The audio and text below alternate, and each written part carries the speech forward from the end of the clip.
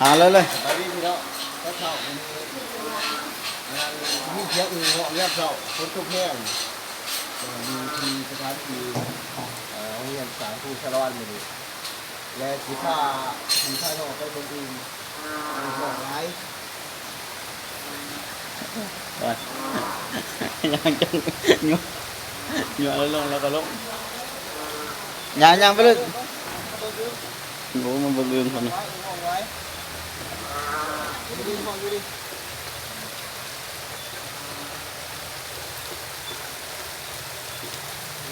ตัวใหญ่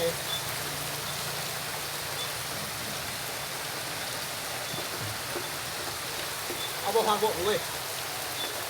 เอาบ่ฟังบ่เก็บมาแล้วนะ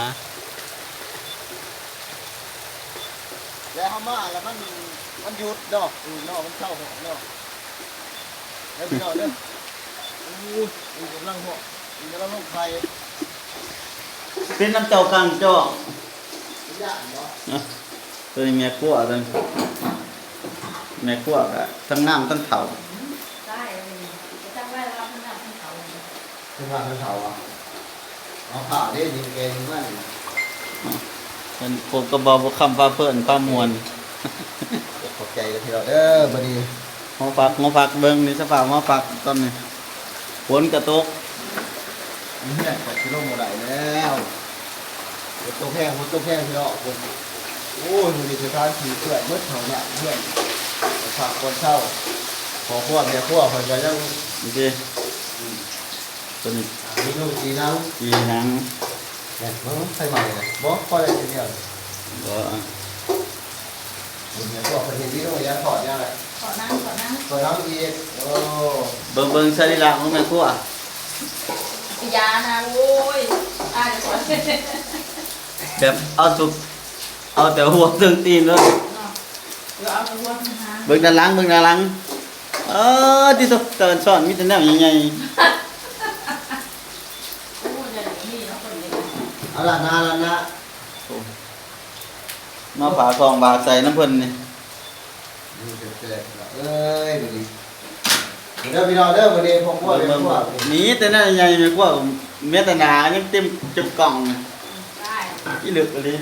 เอาทำนังก่อนนี่บ่าวคำกำลังจะทำนังต้นจะหน่อยบ่าวคำจะไปเจ็บพระบงนะเบิ่งนะแบบร้อยเจ็บเลยคักดังที่เรียกแก่นไปด้วยแก่นเอาดังสวรรค์ดังแก่นเอา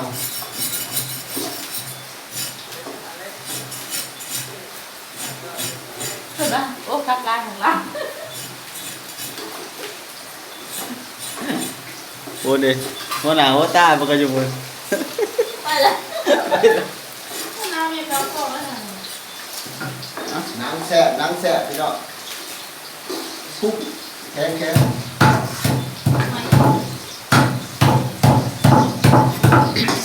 นังสั่งเมนูอันตัวนี้ก็ตัวนี้ตัวได้สิแซ่บพี่น้อง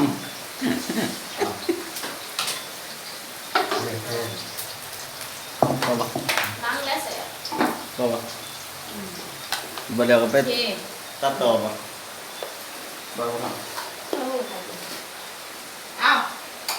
ไปจ้ะเขาหลักติ้งเขาบอกต้องช่วยนี่ล่ะนะครับพาอะไรมา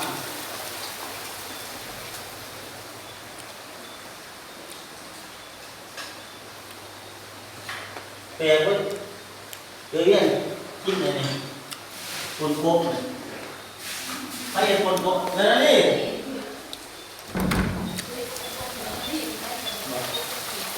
มาแล้วผมเปลี่ยน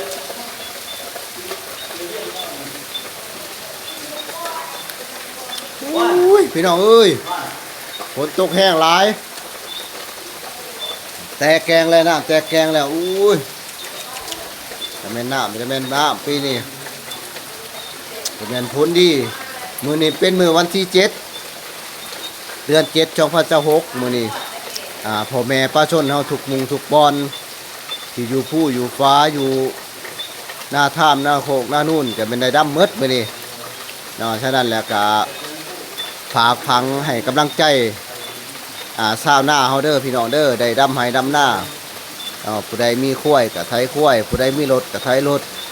ผู้ใดบ่มีรถก็ขอเหือขอแห้งน้ำพี่น้ำหนองมื้อนี้